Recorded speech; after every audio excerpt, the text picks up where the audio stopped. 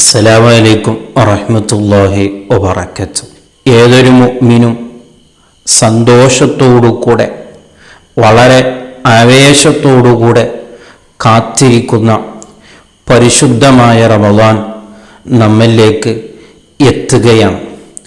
ഏതാനും ചില ദിവസങ്ങൾ മാത്രമേ നമ്മളെ മുമ്പിൽ ഉള്ളത്. മുത്തുനബി നമ്മളോട് പഠിപ്പിച്ചതുപോലെ റജബ് മാസം അവിടുന്ന് വരുമ്പലേക്ക് നാം റമളാനെ കൊതിക്കാൻ തുടങ്ങി. ഓ ബല്ലിഗ്ന റമളാൻ, ഓ റബ്ബേ, ഏതായാലും എന്നെ നീ റജബ് വരെ എത്തിച്ചു. ഇനി കുറച്ച് ഒരു 2 മാസം, 1 മാസം, കുറച്ച് ദിവസം മാത്രമേ ഉള്ളൂ. ആ റമളാനൊന്നും അനുഭവിക്കാതെ എൻ്റെ റൂഹിനെ നീ പൊടിക്കല്ലേ അല്ലാ എന്ന് കൊതിയോട് കൂടെയാണ് ഈ 2 മാസം നാം റബ്ബിനോട് റമളാനിന് വേണ്ടി ചോദിച്ചത്. അങ്ങനെയുള്ള ആ റമളാൻ നമ്മളെ മുമ്പിലേക്ക് എത്താൻ ഇനി ചില ദിവസങ്ങൾ, മണിക്കൂറുകൾ മാത്രമേ ബാക്കിയുള്ളൂ.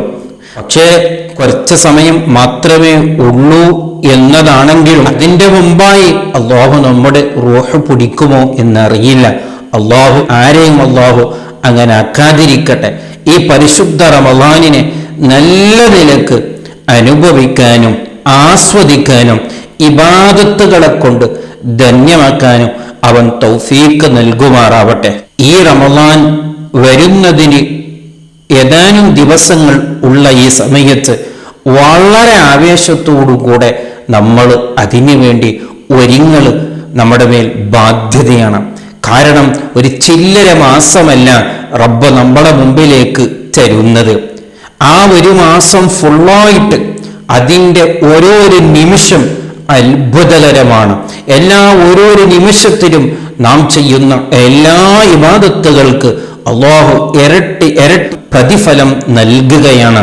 കഴിഞ്ഞ റമളാൻ കയ്യലോടുകൂടെ ഈ 11 മാസത്തിൽ ഇന്നുവരെ ഇല്ലാത്ത എത്രയോ അത്ഭുതങ്ങൾ, എത്രയോ പ്രത്യേകതകൾ, എത്രയോ ശ്രേഷ്ഠതകൾ അതൊക്കെയും ഒരുമിച്ച് കൂടുന്ന ആ പരിശുദ്ധമായ റമളാൻ നമുക്ക് വേണ്ടി, ഇതൊക്കെ ആർക്ക് വേണ്ടിയാണ് നൽകുന്നത്? അടിമകളായ നമ്മളത് അനുഭവിക്കാൻ വേണ്ടിയാണ്.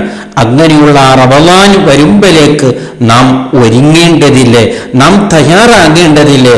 അവിടുന്ന് റമളാന്റെ മാസം കഴിഞ്ഞാൽ പിന്നെ നോക്കാം എന്നല്ല, ഒരു നിമിഷം പോലും അതെനിക്ക് നഷ്ടപ്പെടാൻ പാടില്ല എന്ന് കരുതിയിട്ട് അതിനു വേണ്ടി എന്തെല്ലാം ചെയ്യണോ, ഞാൻ എങ്ങനെ ആയിരിക്കണം റമളാനിൽ എന്ന ഒരു ധാരണ, ഒരു പ്ലാന് നമ്മുടെ ജീവിതത്തിൽ ഉണ്ടാകണം. റമളാൻ തീരുമ്പോഴേക്ക് നമുക്ക് ഒരു ചെറിയ നിലക്കെങ്കിലും സമാധാനപ്പെടാൻ കഴിയണം. അൽഹംദുലില്ലാഹ് റബ്ബേ, എന്നിലാകുന്ന രീതിയിൽ ഒരു ചെറിയ നിലക്ക് ഈ റമളാനെ അനുഭവിക്കാൻ കഴിഞ്ഞു. അങ്ങനെങ്കിലും ഒരു സമാധാനപ്പെടാൻ കഴിയണം. നമ്മളെ നന്നാക്കാൻ വേണ്ടിയിട്ട്, അല്ലാഹുവിലേക്ക് എത്തിക്കാൻ വേണ്ടിയിട്ട്, അല്ലാഹുവിന്റെ ചിന്തകൾ ഉണ്ടാക്കി തരാൻ വേണ്ടിയിട്ട് ഈ പരിശുദ്ധമായ റമളാൻ നമ്മിലേക്ക് വന്നിട്ട് പോലും നമ്മൾ നന്നാകുന്നില്ല, അല്ലാഹുവിന്റെ ചിന്തകൾ നമ്മളിലേക്ക് വരുന്നില്ലെങ്കിൽ പിന്നെ ഏത് സമയത്താണ് നമ്മൾ നന്നാവുക? പിന്നൊരിക്കലും നമ്മൾ നന്നാകാൻ സാധ്യതയില്ല എന്നല്ലേ അതിൻ്റെ സൂചന.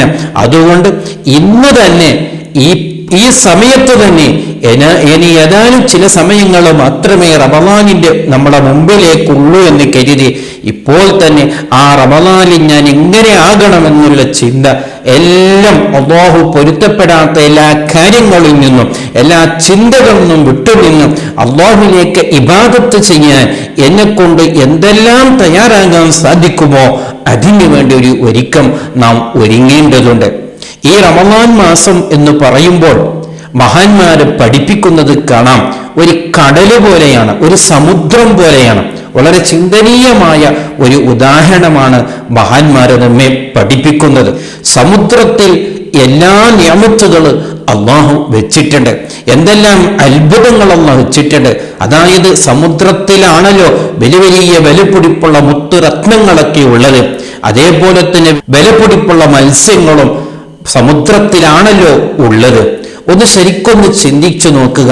ഈ സമുദ്രത്തിൽ ആർക്കാണോ ഈ മുത്തുരത്നങ്ങളൊക്കെയും സമുദ്രത്തിൽ നിന്ന് കിട്ടുക. സാധാരണക്കാർക്ക് ആർക്കും സമുദ്രത്തിൽ നിന്ന് മുത്തുരത്നങ്ങളൊന്നും കിട്ടൂലല്ലോ. സമുദ്രം എല്ലാവർക്കും ഒരുപോലെയല്ല അതിൻ്റെ ആനുകൂല്യങ്ങൾ, അതിൻ്റെ നിയമത്തുകൾ, അതിൻ്റെ മൻഫഅത്തുകൾ, അതിൻ്റെ ഉപകാരങ്ങൾ കിട്ടുക. എത്രത്തോളം സമുദ്രത്തോട് അടുക്കുന്നോ, എത്രത്തോളം സമുദ്രത്തോട് മല്ലിടുന്നു, എത്രത്തോളം സമുദ്രത്തിന്റെ ആഴത്തിലേക്ക് ഇറങ്ങിച്ചെല്ലുന്നു, അവനിക്ക് മറ്റൊരുത്തനേക്കാൾ കൂടുതൽ അതിൻ്റെ മൻഫഅത്ത്, അതിൻ്റെ ഉപകാരങ്ങൾ കിട്ടുന്നു. നോക്ക്, ചില ചുരുക്കം ആൾക്കാർ സമുദ്രത്തിന്റെ ആഴക്കടലിലേക്ക് പോയി അവർ മുത്തുരത്നങ്ങൾ കൊണ്ടുവരുന്നു. അതെല്ലാവരെ കൊണ്ട് സാധിക്കുന്നില്ല. അതിനേക്കാൾ താഴെയുള്ള ചില ആൾക്കാരെ വലിയ വിലപിടിപ്പുള്ള സമുദ്രത്തിന്റെ നടുക്കടയിൽ പോയി അവര് വലിയ മത്സ്യങ്ങളെ കൊണ്ടുവരുന്നു. അത്രയൊന്നും കഴിയാത്തവര് ചെറിയ വിലപിടിപ്പുള്ള മത്സ്യങ്ങളെ കൊണ്ടുവരുന്നു. ഇങ്ങനെയാണ് കടലുമായി ബന്ധപ്പെട്ടവരുടെ ജീവിതം. അതേ സമയത്ത് ചില ആൾക്കാരുണ്ട്, നമ്മളെ പോലത്തവര്, നമ്മളെ കടലിലേക്ക് കടക്കൽ പോലുമില്ല, കടലൊന്ന് നോക്കി വരിക എന്ന് മാത്രമേ ഉള്ളൂ.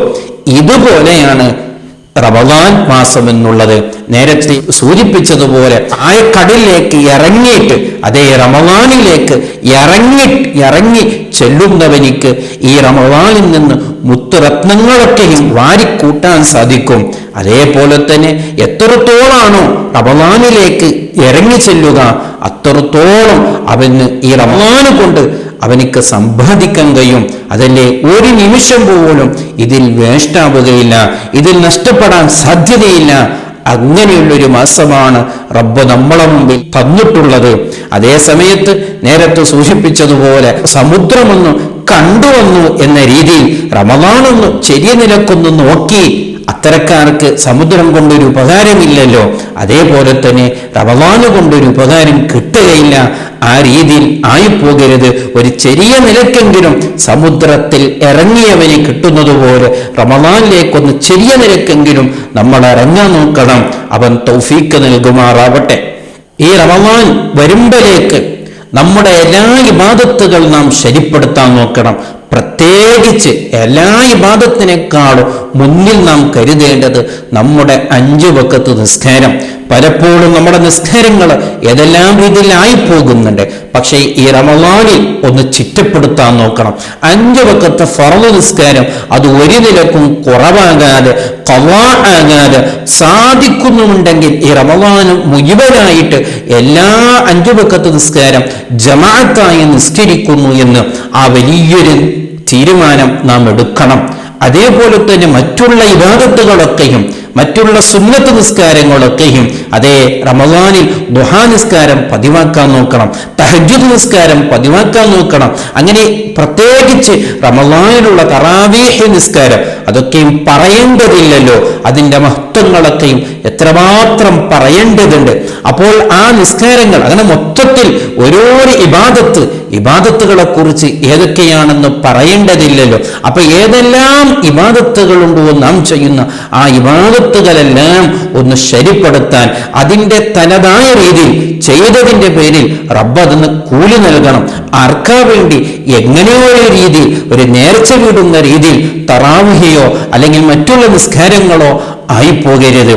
അതേപോലെ തന്നെ റമദാൻ ശ്രദ്ധിക്കേണ്ട വളരെ പ്രധാനപ്പെട്ട ഒരു ഇബാദത്താണ്, ഒരിക്കലും നാം മറന്നുപോകരുത്, പരിശുദ്ധമായ ഖുർആൻ ഓതുക എന്നുള്ളത്. എല്ലാവർക്കും ഒരുപോലെ ഓതാൻ കഴിയില്ല, എല്ലാവർക്കും ഒരുപോലെ ഖത്മുകൾ തീർക്കാൻ കഴിയില്ല, അതൊക്കെയും ശരിയാണ്. പക്ഷേ ഒന്ന് ചിന്തിക്കണം, എന്നെ കൊണ്ട് എത്ര സാധിക്കും, ആ രീതിയിൽ ഒന്ന് നല്ല നിലക്ക് ഈ റമദാനിലൊന്ന് ഖുർആൻ ഓതി തീർക്കാൻ നോക്കണം. ഇത്ര വലിയൊരു പരിശുദ്ധമായ റമദാന് വന്നിട്ട് ഒരു കുറഞ്ഞിട്ട് ഒരു 2-3 ഖത്മെങ്കിലും, അത് ഏറ്റവും ചുരുങ്ങിയതാണ്, അതിനേക്കാൾ കൂടുതൽ ആകേണ്ടതാണ്. പക്ഷെ ഏറ്റവും ചുരുങ്ങിയത് ഒരു 3-4 ഖത്മുകളൊക്കെങ്കിലും തീർന്നിട്ടില്ലെങ്കിൽ പിന്നെ നമ്മൾ എന്തിനാണ് അടുത്ത റമദാൻ ഇതുപോലത്തെ ഒരു ഖത്മു വന്നാൻ റമദാൻ നമുക്ക് കിട്ടുമോ എന്നറിയില്ലല്ലോ. ഇനി റമദാനിൽ അടുത്ത റമദാൻ ഉണ്ടായാൽ പോലും ഈ നിലക്കുള്ള ആഫിയത്ത് ഉണ്ടാകുമെന്നറിയില്ലല്ലോ. അതുകൊണ്ട് എല്ലാ ഇബാദത്തുകളും ശ്രദ്ധിക്കലോടുകൂടെ ഈ റമദാനിൽ നാം ശ്രദ്ധിക്കേണ്ട വളരെ പ്രധാനപ്പെട്ട ഇബാദത്താണ് ഖുർആൻ ഷരീഫ് ഓതുക എന്നുള്ളത്. അതിന് വളരെ ഗൗരവത്തോടു കൂടെ സുബഹി നിസ്കാരം കഴിഞ്ഞ്, ദുഹർ നിസ്കാരം കഴിഞ്ഞ്, അസർ നിസ്കാരം കഴിഞ്ഞ്, രാത്രി സമയങ്ങളിൽ, അങ്ങനെ എല്ലാ സമയങ്ങളിലും ചെറിയ നിലക്കൊന്ന് ഖുർആൻ ഓതിയാൽ തന്നെ ഏറ്റവും ചുരുങ്ങിയത് ഒരു 3-4 ഖത്മുകളൊക്കെ ഓതിച്ചിരിക്കാൻ നമ്മളെ കൊണ്ട് സാധിക്കും. ഒന്ന് ഇറങ്ങണം, അതേ ഇറങ്ങിയാൽ നമ്മളെ കൊണ്ട് സാധിക്കും. അല്ലാഹു തൗഫീഖ് നൽകുമാറാവട്ടെ. ഈ റമളാൻ എന്തിനാണ് റബ്ബ് നമ്മൾക്ക് നൽകിയത്? അതേ ഖുർആൻ ഷരീഫ് തന്നെ പഠിപ്പിച്ചതുപോലെ ലഅല്ലക്കും തത്തഖൂൻ, നമ്മളൊന്ന് നന്നായി കിട്ടാൻ വേണ്ടിയാണ്. എന്തൊരു വാക്കാണ് അല്ലാഹു പറഞ്ഞത്! ഒന്ന് നമ്മൾ നന്നാകാൻ വേണ്ടിയാണ്, തഖ്വയുള്ളവരാകാൻ വേണ്ടിയാണ്. റമളാനിൽ തന്നെ തഖ്വയില്ലെങ്കിൽ, തഖ്വയോടുള്ളൊരു ജീവിതമില്ലെങ്കിൽ പിന്നെ ഒരിക്കലും നമ്മൾ നന്നാവുകയില്ല. അതുകൊണ്ട് നമ്മൾ എത്രയോ ദോഷങ്ങളുണ്ട്, എത്രയോ തെറ്റുകളുണ്ട്, ഒരു നിലക്കും വിട്ടുനിൽക്കാൻ സാധ്യതയില്ലാത്ത എത്രയോ തെറ്റുകള്, പാപങ്ങളൊക്കെ, അതിന്നൊക്കെ മുക്തി നേടാൻ ഒരു നല്ലൊരു അവസരമാണ് നമ്മുടെ മുമ്പിലുള്ളത്. ഈ റമളാൻ മാസത്തിൽ ഒരു മാസം നല്ല നിലക്ക് നമ്മുടെ തടീച്ചയെ നാം സൂക്ഷിച്ച് ബന്ദ് ചെയ്ത് നല്ല നിലക്ക് സൂക്ഷിക്കാൻ കഴിഞ്ഞാൽ പിന്നെ ഈ ഒരു മാസത്തിന്റെ ബറക്കത്ത് കൊണ്ട് അതേ പിന്നെയുള്ള 11 മാസം നമുക്ക് അതുപോലെ ജീവിക്കാൻ നമ്മളെ കൊണ്ട് സാധിക്കും. അതാണ് ലഅല്ലക്കും തത്തഖൂൻ എന്ന് അല്ലാഹു നമ്മെ പഠിപ്പിച്ചതിന്റെ ഉദ്ദേശം. മുത്തനബി സല്ലല്ലാഹു അലൈഹി വസല്ലമ തങ്ങളുടെ കാലഘട്ടത്ത് സ്വഹാബാക്കളെ കൂട്ടത്തിലെ ഒരു 3 കൂട്ടുകാരുണ്ടായിരുന്നു. അവർ 3 ആൾക്കാര് നല്ല സുഹൃത്ത് ബന്ധമുള്ളവരായിരുന്നു. ഏ വിഷയത്തിലും അവർ ഒന്നിച്ചായിരുന്നു. അങ്ങനെ അതിലുള്ള 2 ആൾക്കാര് ഷഹീദായി, യുദ്ധത്തിൽ പോയി ജിഹാദ് ചെയ്ത് ഷഹീദായി പോയി. ഷഹീദായി എന്ന് പറഞ്ഞാൽ പിന്നെ കേൾക്കേണ്ടതില്ലല്ലോ. ഈ ലോകത്ത് ഷഹീദിനേക്കാൾ ശ്രേഷ്ഠതയുള്ളൊരു അമലോ അവർക്ക് കിട്ടുന്ന പ്രതിഫലത്തിനേക്കാളോ പിന്നെ ഒരാൾക്കും, ഒരു നിസ്കാരക്കാരനും ഒരു നോമ്പുകാരനും കിട്ടൂലല്ലോ. അത്ര വലിയൊരു ശ്രേഷ്ഠതയല്ലേ. അപ്പൊ അങ്ങനെ ആ 2 ആൾക്കാർ ഷഹീദായി. അതിലുള്ള മൂന്നാമത്തെ ആള്, അവർ 2 ആളും മരണപ്പെട്ടതിന്റെ ശേഷം കുറച്ച് കാലങ്ങൾ കഴിഞ്ഞിട്ട്, കുറച്ച് വർഷങ്ങൾ കഴിഞ്ഞിട്ട് അദ്ദേഹം ഷഹീദായിട്ടല്ല, സാധാരണ എല്ലാവരും മരണപ്പെടുന്നത് പോലെ അദ്ദേഹം അവിടുന്ന് മരണപ്പെട്ടു പോവുകയാണ്. അങ്ങനെ സുബ്ഹാനല്ലാഹ്, ഈ 3 ആൾക്കാരെ കുറിച്ചിട്ട് പിന്നീട് ഒരു സ്വഹാബി സ്വപ്നം കാണുകയാണ്. എങ്ങനെയാണ് സ്വപ്നം കാണുന്നത്? സുബ്ഹാനല്ലാഹ്, അദ്ദേഹം അത്ഭുതപ്പെട്ടുപോയി. ഈ 3 ആൾക്കാരും സ്വർഗത്തിലാണ്. പക്ഷേ ഇയാൾ വിചാരിച്ചത് ആദ്യം ഷഹീദായി പോയ ആ 2 ആൾക്കാര് അവരായിരിക്കും സ്വർഗത്തിൽ ഉന്നത സ്ഥാനത്തിൽ ഉണ്ടാവുക എന്ന് കരുതി അയാൾ ഇങ്ങനെ ശ്രദ്ധിക്കു നോക്കുമ്പോൾ സുബ്ഹാനല്ലാഹ്, 3-ാമത്തെ ഒരാള്, സാധാരണ എല്ലാവരും മരണപ്പെടുന്നത് പോലെ മരണപ്പെട്ടു പോയ ആ 3-ാമത്തെ ആളാണ് ഈ രണ്ടാളെക്കാളും സ്വർഗത്തിൽ ഉന്നതി ദർജയിലുള്ളത് എന്ന് കണ്ടപ്പോൾ അദ്ദേഹത്തിന് അത്ഭുതപ്പെട്ടുപോയി. കാരണം അദ്ദേഹം മരണപ്പെട്ടത് ഷഹീദായിട്ടല്ലല്ലോ, ഷഹീദിനിക്കല്ലേ വലിയ സ്ഥാനമുണ്ടാകേണ്ടത്. ഇദ്ദേഹത്തിന് വല്ലാത്ത കൗതുകമായി. അങ്ങനെ ഇലാ ഹദ്റത്ത് റസൂലില്ലാഹി സ്വല്ലല്ലാഹു അലൈഹി വസല്ലം, മുത്തുനബി സ്വല്ലല്ലാഹു അലൈഹി വസല്ലമ തങ്ങളോട് ഈ കാര്യങ്ങളൊക്കെ പറഞ്ഞപ്പോൾ മുത്തുനബിക്ക് അത് വലിയൊരു അതിശയമായി തോന്നിയില്ല. അവിടുന്ന് മുത്തുനബി അങ്ങോട്ട് പറഞ്ഞൊരു വാക്കുണ്ട്: ഓ കൂട്ടുകാരാ, ആ ആദ്യം മരണപ്പെട്ടു പോയ ആ 2 ആൾക്കാരെ ശേഷം ഇയാള് കുറച്ചു കൊല്ലം ഇവിടെ ജീവിച്ചില്ലേ? ആ ജീവിച്ച കാലം ഇയാൾക്ക് റമളാൻ മാസം കിട്ടിയില്ലേ? അയാൾക്ക് ആ റമളാൻ മാസത്തിൽ ലൈലത്തുൽ ഖദ്ർ പോലത്തുള്ള വലിയ ശ്രേഷ്ഠതയുള്ള ആ വലിയൊരു മാസം കിട്ടിയില്ലേ? അങ്ങനെ അവർ ഷഹീദായതിന്റെ ശേഷം പിന്നെയും കുറച്ച് കൊല്ലം ഇദ്ദേഹത്തിന് റമളാൻ മാസം ഉണ്ടായതുകൊണ്ട് ആ റമളാൻ മാസത്തിന്റെ ഇബാദത്തിന്റെ പ്രത്യേകതകളെ കൊണ്ട് ആ 2 ഷഹീദായ കൂട്ടുകാരെക്കാൾ ഇദ്ദേഹം മുന്നിൽ എത്തിയതാണെന്ന് മുത്തുനബി സല്ലല്ലാഹു അലൈഹി വസല്ലമ തങ്ങൾ പഠിപ്പിച്ചിട്ടുണ്ടെങ്കിൽ എത്രമാത്രം ഇതിന് ഗൗരവമുണ്ട് എന്ന് ഗൗരവത്തോടു കൂടെ കാണണം. ഒറ്റൊരു വാക്ക് പറഞ്ഞ് നിർത്തുകയാണ്. അല്ലാഹു ഈ റമളാൻ മാസം നൽകിയത് നമ്മൾക്ക് വേണ്ടിയാണ്. അതൊന്നും എനിക്ക് ഒരു വിഷയമേ അല്ല. ഞാനൊരിക്കലും മാറൂല, എന്റെ ചിത്തൊന്നും മാറൂല. റമളാൻ വരട്ടെ പോവട്ടെ, എല്ലാവരും ഒരു നോമ്പ് നോൽക്കുന്നുണ്ട്, ഒന്ന് വിശപ്പ് സഹിച്ച് നിൽക്കുന്നുണ്ടോ? അങ്ങനെ ചെയ്യാതിരിക്കാൻ കഴിയില്ലല്ലോ, അപ്പൊ ഞാനും അങ്ങനൊന്ന് ചെയ്യുന്നു എന്ന് മാത്രം കരുതി ഈ റമളാനെ കണ്ടാൽ അത് നമുക്ക് വലിയ നഷ്ടമായിരിക്കും. അങ്ങനെ ആവാതിരിക്കട്ടെ.